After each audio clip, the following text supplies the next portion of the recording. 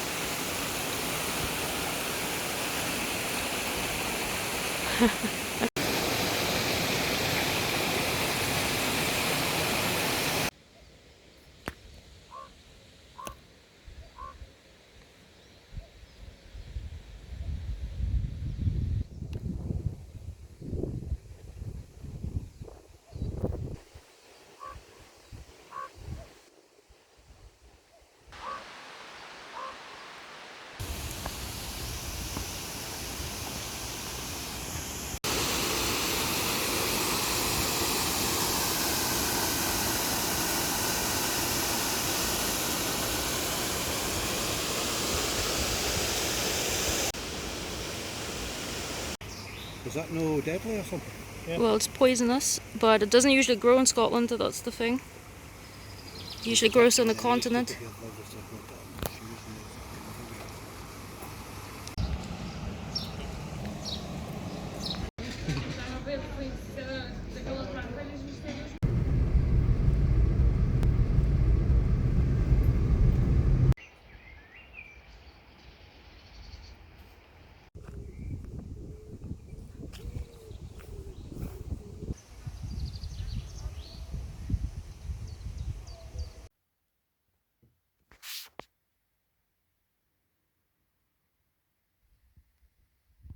By the way, see the strawberry here? When I left the house this morning, it was still pale. And when I came back, it was red. Well, starting to go red. These strawberry plants are so quick, it's insane.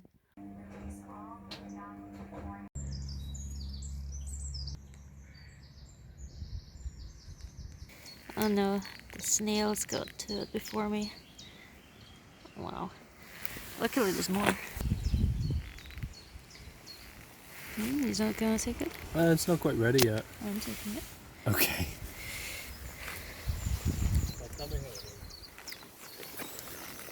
Still nice. Huh? Still nice. It's still nice. Yeah, you can have this one. Oh. It's very ripe.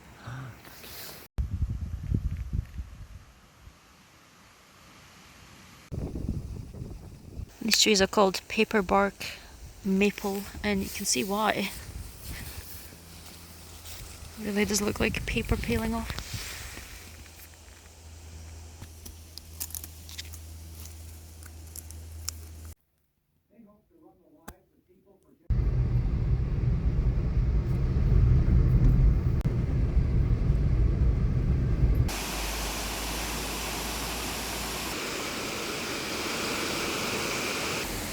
Good morning. We've parked here in the Birks Aberfeldy car park, and we're gonna make our way to the Dun. This is the Hillfort near Aberfeldy. I had to walk along the road for a bit, but this path should be less busy. It's supposed to be 19 degrees Celsius today, so we're dressed pretty lightly. I wasn't able to find out a great deal about the Dun beforehand, but it's a confirmed Hillfort. It's on the Atlas of Hillforts.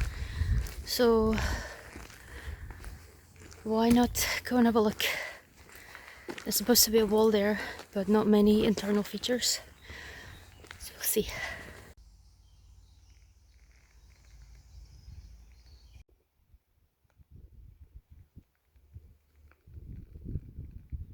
You have to admire trees for how much they can take before dying off. This tree is still going strong, even though half of its stem is missing.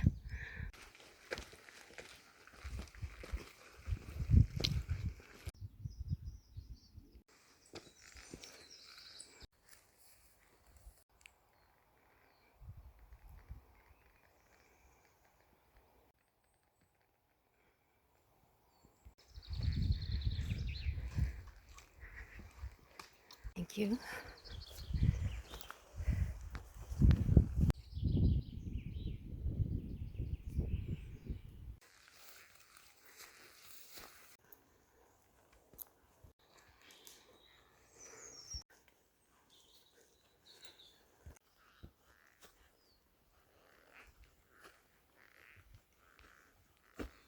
Apparently this is a Highland style dun, which tends to be quite small. You can see the wall there. It's quite apparent. There's a ring of wall going around this little knob. There's a bit of a ditch here. 2 walls on either side. Yeah, so one earthen rampart, another, and then there seems to be another one just in front of the wall. It's a lot more straightforward than I thought coming to the dun. Sort of expected us having to look for it, but it's very well signposted. So let's have a look around and a look from the air. So here we are at the edge, and then you can see the wall running all around the side there. There's also nobody else here. Sort of also expected it to be busy, but I don't know if it's just like actually quite an obscure place, even though it is so well signposted.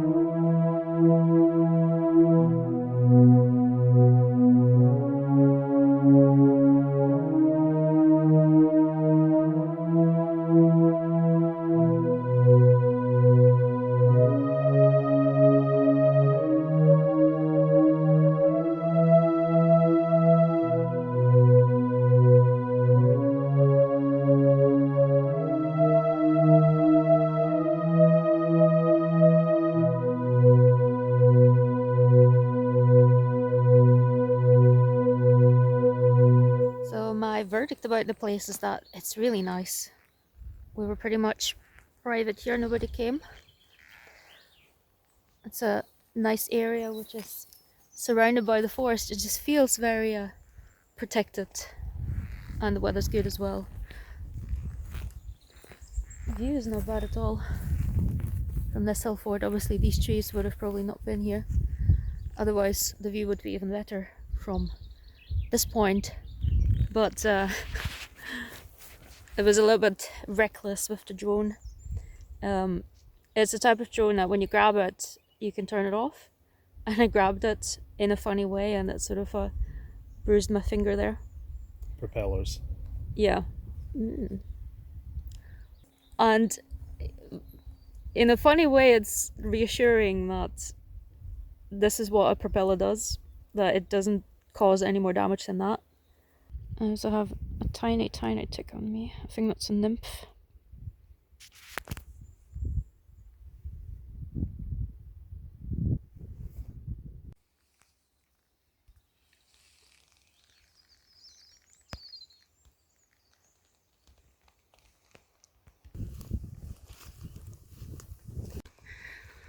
So here's the other side of the view.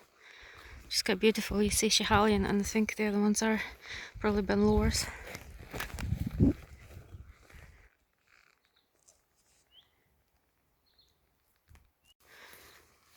There's a little bog here as well with lots of bog cotton.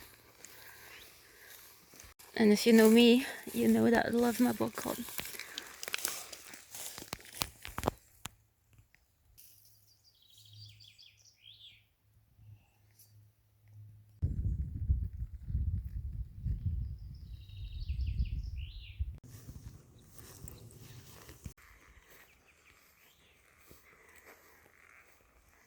I'm covered in ticks, by the way. Just tons and tons of ticks. Oh my god. This is gonna take a while. It's a tiny grasshopper. Just a grasshopper.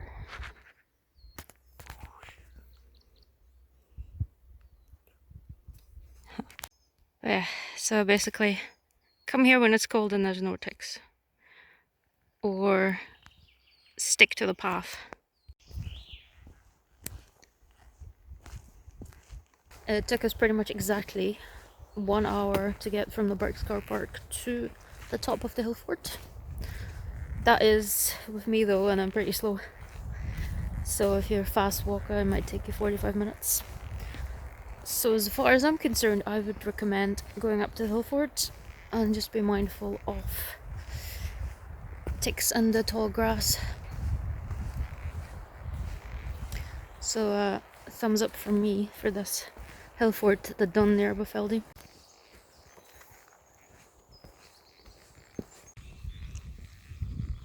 Not picking up too many ticks along this forest path, so they really must have just been concentrating around that little bog.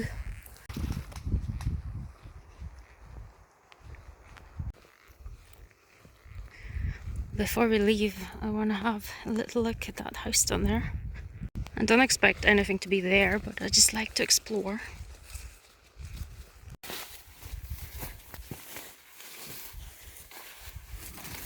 Oh, scaring away the birdies.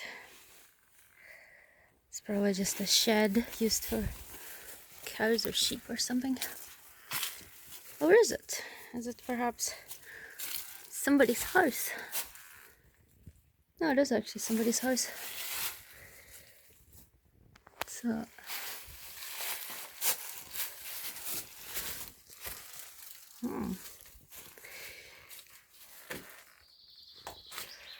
obviously one of those places that became far too remote to keep living in.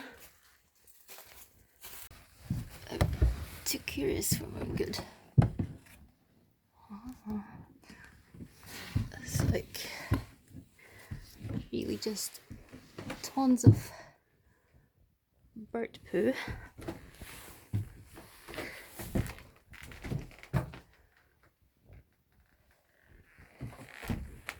Ooh. Yeah, this looks a bit more. Lots of holes in the floor. You can see the old wallpaper even. I do wonder how long this house has been standing empty.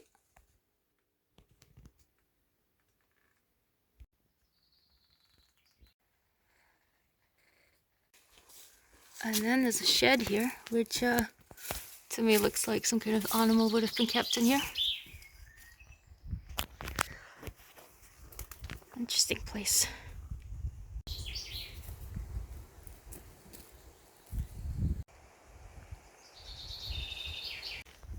Looks like I found the oven.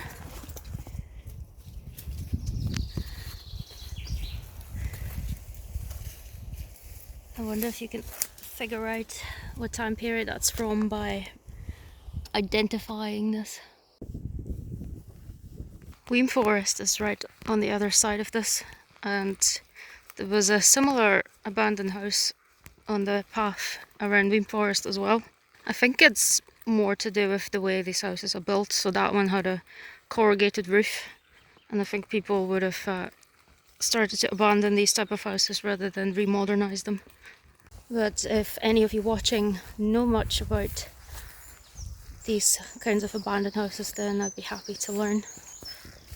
Well, there's Castle Menzies there, I can see, and Weem Forest is basically just a forest above it, so like this whole area.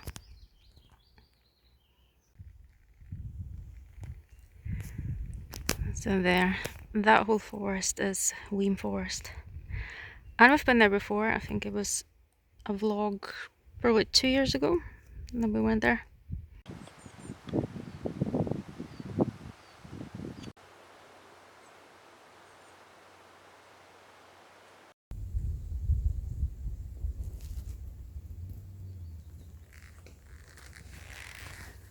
And while we're making our way down, I wanted to share some thoughts, which are mainly to do with my uploading schedule. Now, something you may not know about me is that I have been diagnosed with ADD as an adult.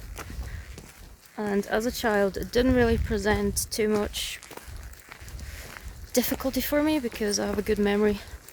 So I did get through school alright, but then at university I really struggled.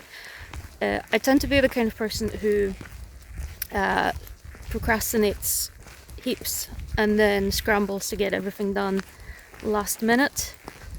And all the way up until university, I was sort of getting by with that method. And then in university is when I started to struggle more with this approach. And I would say I still do that. Even making videos, I ended up doing in this kind of way. Now, while at university, I actually took forever to finish university because I wouldn't hand in my essays, and in my university, that was in Berlin, you didn't get any points deducted or anything, so there was not any consequences to me not finishing my essays on time, which was pretty bad for somebody like me who needs quite a lot of pressure to get going. The last 6 months of me really going for it and trying to finish, I went to a psychiatrist and asked for Ritalin, and that really was such a experience of, oh, is this how normal people feel? That view on the way down is really quite something. So while I was taking it, I had no inhibitions to start anything. I would just be able to have an impulse and just do something, which I normally have a lot of hesitation and I tend to put things off.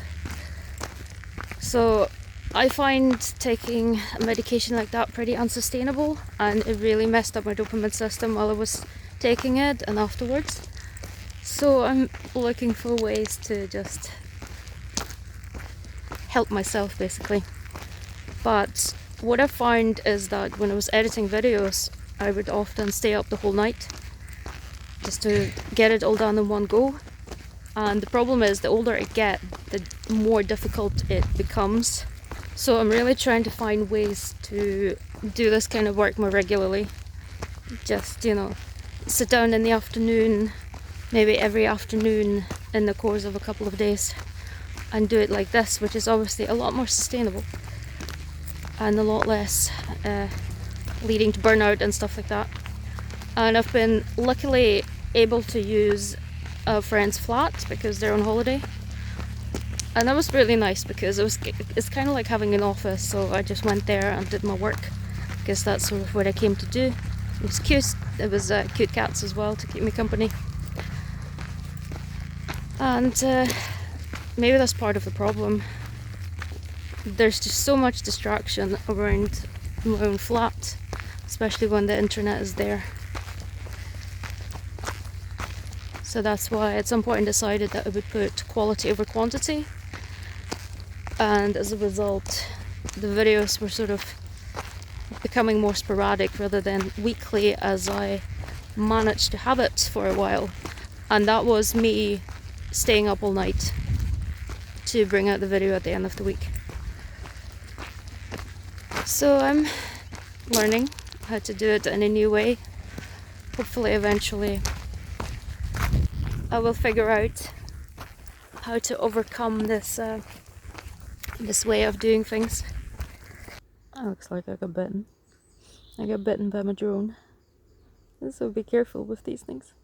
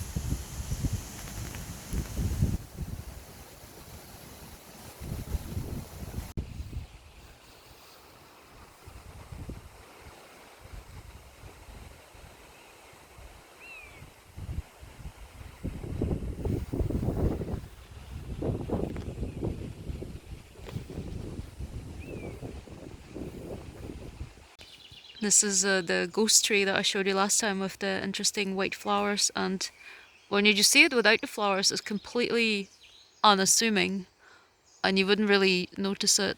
There's nothing that sets it apart from other trees, but I think we were lucky to catch it when it was blooming.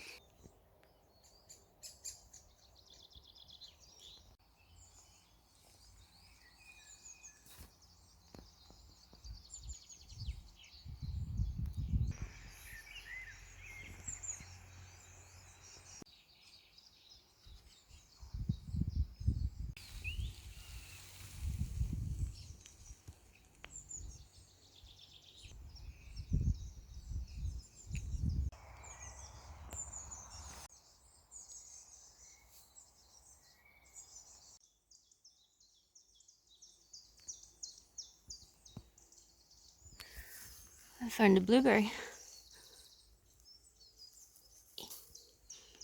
It's probably not very ripe, but I'll try it anyway. They have the flavor of blueberries, but they're not very sweet at all, so quite obviously they're gonna need longer to ripen. And yesterday we shared my first strawberry that I've grown on my windowsill, and it was really, really tasty. It's very sweet, and I can only describe it as a very full-bodied flavour.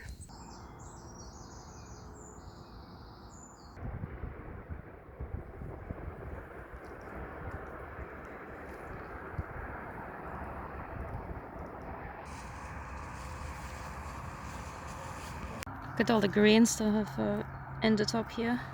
It's maybe wheat, but there's even a big bushel of barley.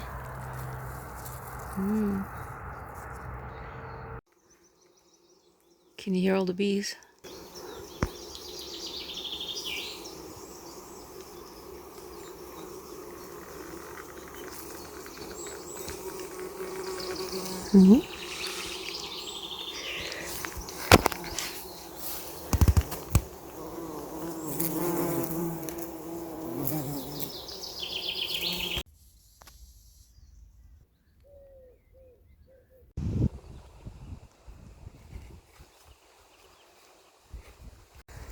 Just in the mood for a little picnic today.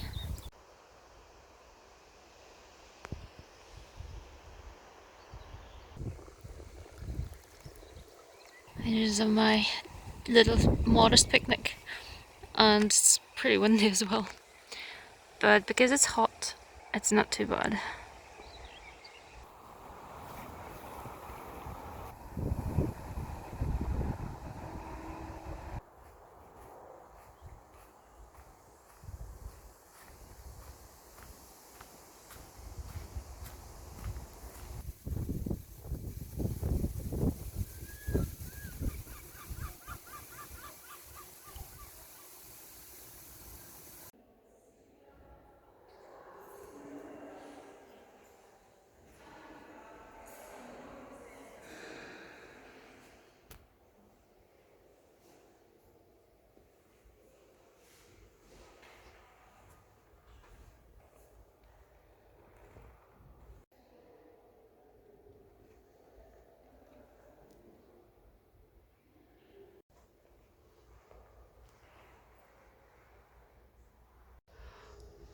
These kinds of faces to me are synonymous with Dutch art.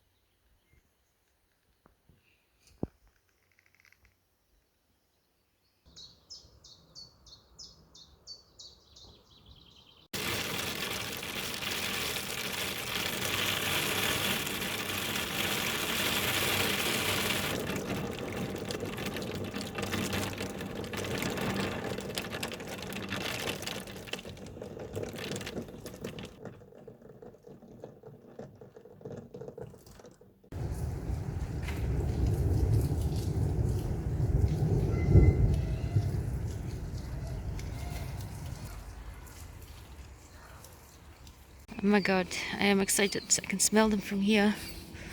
The jasmine flowers. I'm just gonna stick my face in here.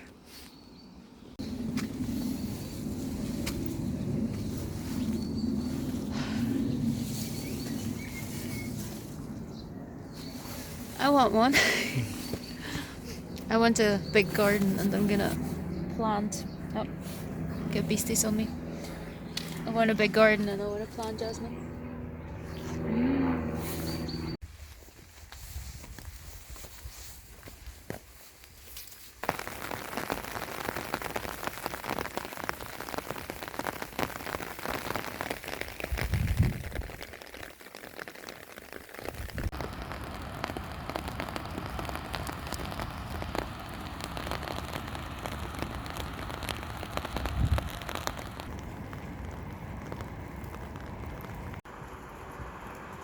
I think it always looks great when it's still raining but the sun is coming out on one side.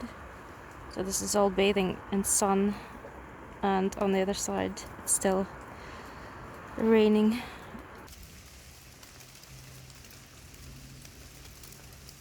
I love how everything becomes so shiny looking once it's covered with rain.